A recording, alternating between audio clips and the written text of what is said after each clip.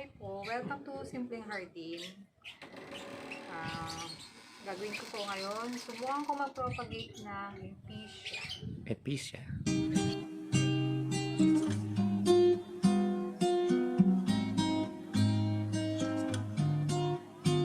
Ito ang Episcia. Episcia.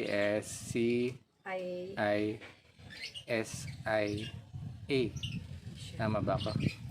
So yun. Episcia. Pinanood ko lang sa YouTube. Hindi ko alam kung subukan ko lang. So, ano yung plan mo para i-propagate itong Episcia? Ito, yung dugtong niya. Ayan, may kakat ko siya. Sabi ko Ay, sinag-roots na siya. No? Siya. So, Yung isa namang napanood kong vlog, ang kinukuha niya ay itong okay. halawit. So, hindi ko sure kung You may cut ano. that. So, this came from which part of the plant? Ito, itong other Oh, plant. it's right from the roots. Pero sila kinakat lang dyan. Yeah, you just Kaya cut lang it daw. and then you stick it into the ground. Oo. When the other already has roots like this. Ayan, yun, meron na siya. So this already has roots. So Wala you ko can na cut siyang- it here, right there, and this will grow into a new plant from Hindi the ko roots. gagalawin itong mga malalaki kasi gusto ko siyang gumapang siya. Kagaya nito. Oh yes.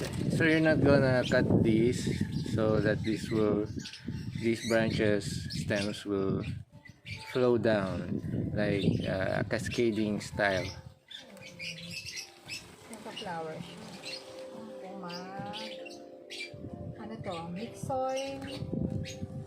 Yung ginamit ko kasi dito is mix soil at saka coco fiber or coco peat. Meron akong coco peat. So this is mixed soil. What's the mixture? Ano na daw yan eh? May ano na siya? manure? Oo. Na mix na raw siya. What kind of manure? Ano yata? Ito pala. Ang chicken. That's coconut fiber. Hindi, coco peat. Oh no!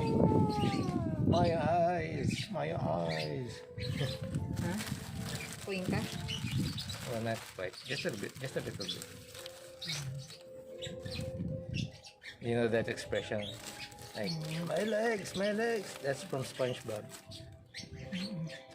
So when I said, my eyes! My eyes! That was inspired by SpongeBob. Yan. Kailangan well drained. Hey, we have a visitor. Hi, Didi! Curious ka na naman po anong ginagawa ko. Didi, our Monstera adansonii eater. Nabuhay yung kanyang kinain na ano. Yeah, Didi ate our Monstera adansonii. It's her favorite ornamental plant. Mga alocasia kung nagsisira niya. Alam yata niya alocasia. She likes alocasia plants. Oo, makulit si Didi. Didi the plant eater. Binili ko to sa Maybe she's vegetarian. Shopee. Shopee. Ramgo. That's Ramgo. Sa Shopee yan. We make gardening fun and easy. So you're having fun already. Yan. Bumili siyang gamitin. Kasi bumili pa ako sa mall. Ayan. That's coconut fiber. This is coconut peat. So the difference between coconut fiber and coconut peat is that coconut fiber has Ito. fibers. Yeah, Puro fibers. And coconut peat has peat. Yan lang. Parang durog. This has fiber and this has peat. Coconut peat. Lulululu. Coconut peat eh. Ipapropagate ka. See, this already has lots of coconut fiber. Coconut fiber can actually last for hundreds of years without decaying. Coconut fiber was used on Oak Island, to filter out the seawater for those booby trap drainage systems. If you watch The Curse of Oak Island.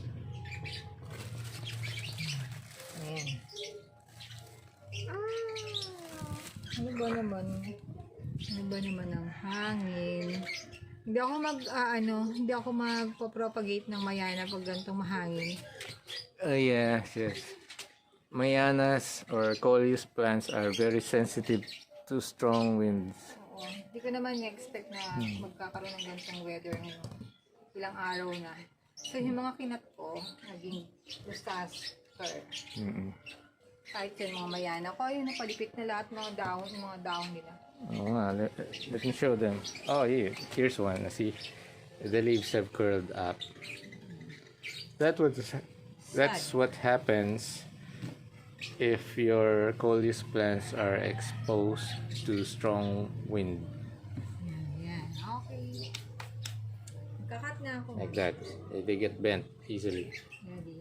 Kakat na ako. Wait. Okay. So you're gonna cut that part with the root. Nakita ko kasi dito niya ko na. Okay. Ding.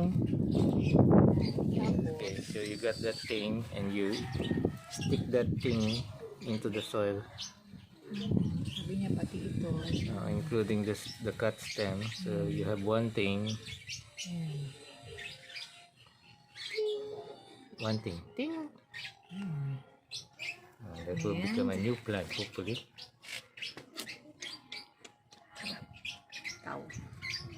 You're not gardening in the afternoon. Which is your preference?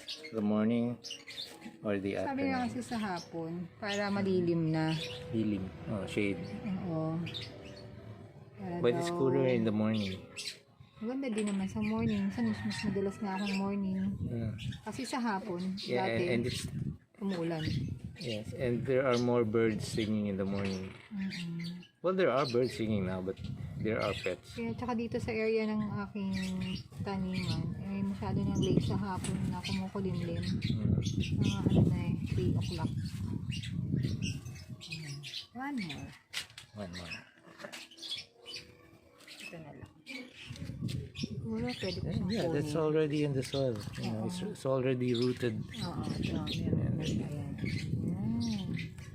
Kunin na natin siya. Excuse me. Pahingi. There you go. Ayan, ito. Roots. Ayan. Meron pa ako isang Episcia na nagpapagate. Yung kulay, yung pink ko. Pink Episcia. Oo. Oh, the one that's Yung gusto ni ate. Yeah, it looks leathery pink. Oo, sabi niya, wala siyang ganun. Kasi ako lang nakabili nun dahil nag-iisa na lang siya. Sabi niya sa akin, ikaw na bumili kasi marami na And you siyang bought it ganun. from Alam ko, kay Botanical ko siya binili. Botanical Garden. Okay, that's in Greenland. Greenland subdivision here in Cainta. Ayan, may diligan ko siya. Look for it on Argent Rock. Ayan. We have maybe a couple of posts, maybe 3. Ayan na siya. Episcia. Epicias are so easy to propagate because they are so epicient. Sabi nila ganyan lang daw. So, let's see. Observe. Ayan. Are you going to water this? Sasabay ko na sila ng isa. Kukunin ko. Wait lang. Hintay ka dyan. Ay! Sorry. You bumped our audience. Wait. Sasabit ko na siya. You don't even notice that you had 3 stems cut off from this set of plants. It's more than 1 plant, right? Hindi. Nagsimula lang ako sa isa. Siguro, ito yun. Yeah, so it came from 1 plant. Gumagatong siya eh. Kaya nga siya niripat.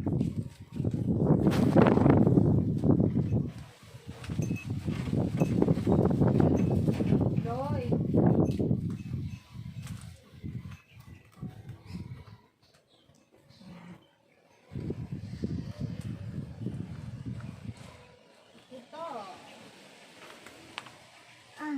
Yes, the pink leathery Episcia. So, Almost- nakakita na ako ng isa. Ayan. Yeah, it almost looks like human skin. Ayan. Nung nilagay ko siya dito, mas lalo siyang lumaki. So, nagustuhan niya dito. Moist, it likes a moist environment. Pero ang ginamit ko dito is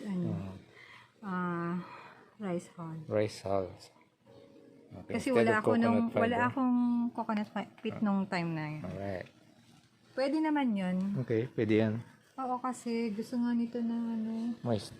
moist. Pero hindi. You hear that, guys? Episcia plants like a moist environment, but not too moist. Huwag siyang matutuyo. Okay, so this is the leathery pink Episcia that we have.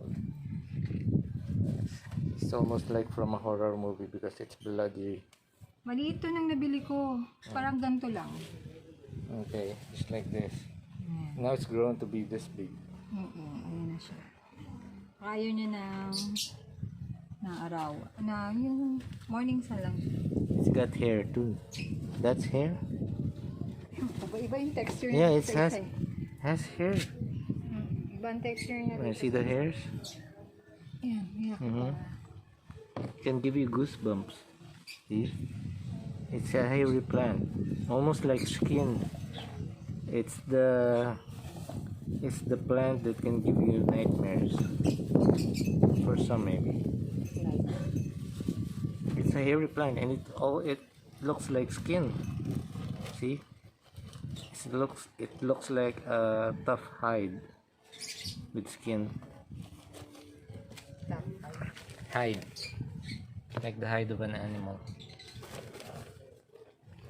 Sana maganda to. Sa iba ako bumili ng mixed soil hindi kay botanical. Lagi siya nag-out of stock. Si botanical. Ito subukan ko to. So Yung lots bili of namin to people sa St. Francis. buy mixed soil from botanical garden. Kasi sa From kanya, Beth. sinasabi niya, importante sa kanya ang kailangan maganda yung soil. For Beth of Botanical Gardens, she says it's important to have good quality soil for the plant to grow well. Kaya yung kahit garden soil niya maganda. Kaso dati na ako tapos na. Yeah, so her garden. Oh, wind? Oh no, here comes the wind again. Oh, Trixie isn't bothered. Do you know that song? Here comes the wind again. Tama ba yan? Is that the correct song?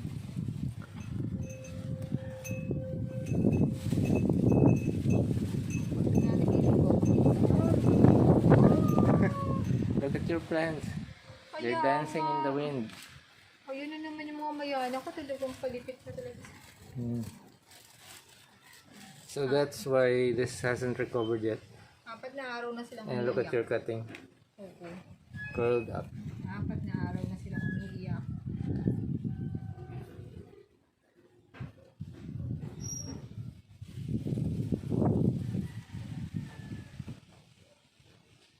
Yeah. So you also added coconut peat and you'll also be adding coconut fiber. Gusto ko nga lagyan ng coconut. Fiber.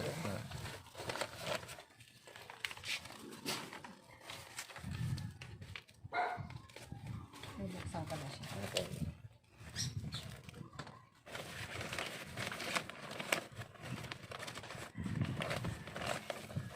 Yun, mas maraming coconut eh. And then, oh, this one has more coconut peat. How many peat does a coconut have? How many peat does a coconut have? 5. 5 peat.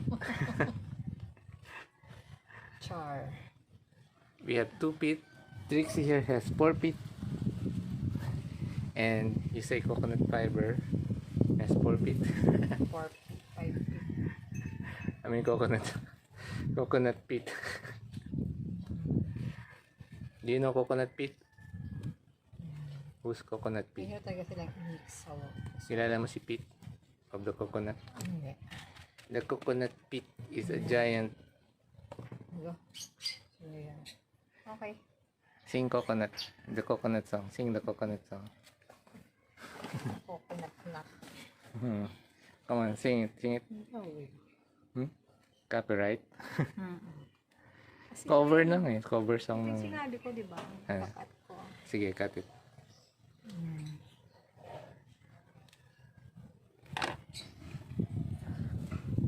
Give me an answer. Don't sing that song. Show me the way. Stop it. Stop it. Stop it. Stop it. Kasi sabi ko, kantahan yung plant pag Coconut. nag-away. Coconut song. Yoko. Sing the coconut song.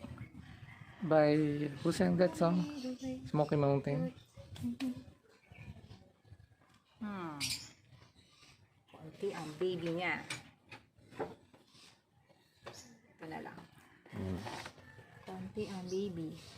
So you're taking the babies. Kuya, hindi mo tinanggal yung 80 doon. ET? We have an ET? What's an ET? Tigitigis ah. Tigitigis tayo. Yung 80. May alien dito? Oo, alam na niya yung kung yung 80 doon. Eh, yung audience natin, alam ba nila? Does our audience know what you're referring to? When you say there's an ET in our backyard? Okay, dun sa halamanan ko. I mean front yard. Nagtanim sila ng 80. 80. Parang hindi naman gross. Parang 80. It is. It is creating lots of noise. They're noisy. Kasi ay na naman makipaglaro ni Trixie sa kanya. Matanda na si Trixie eh. Gusto niya makipaglaro sa kanya. Ayan. Let's see kung nadami sila.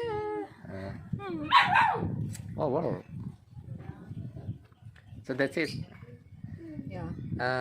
Again, how much water will you be Hanggang sa ano. using? You're going to soak the soil. Oo. Okay. Usually ginagawa ko yung taos mga 2 or 3 days ko siyang hindi dinidiligan. Okay. You soak the soil after this, and then you don't water it. Quiet. For up to 3 days, and then you water again, but not soaked. Okay. How much water the next time around? Pero, hindi, ganun minsan ginagawa ko. So, hindi ako ganun kadalas magdilig ng mga ganito. Kasi didiligan ko siya hanggang sa ano, tumulo. Hanggang tumulo. When it drips. Sa ilalim. Tapos, siguro, after 2 days, tsaka uli ako magdidilig. Okay. Depende sa weather. But not. Yung mga ganito ha. But not as much as before. Oo, ang mayanin, pwedeng pag masyadong may twice a day or once a day. Pero, minsan twice. Kasi nga, mahilig sila sa water. Okay, so. Pero may mga plants na ayaw lang. So how long will this be, in the nursery before they're transferred to their own pots? Usual, Maybe 3 to 5 days.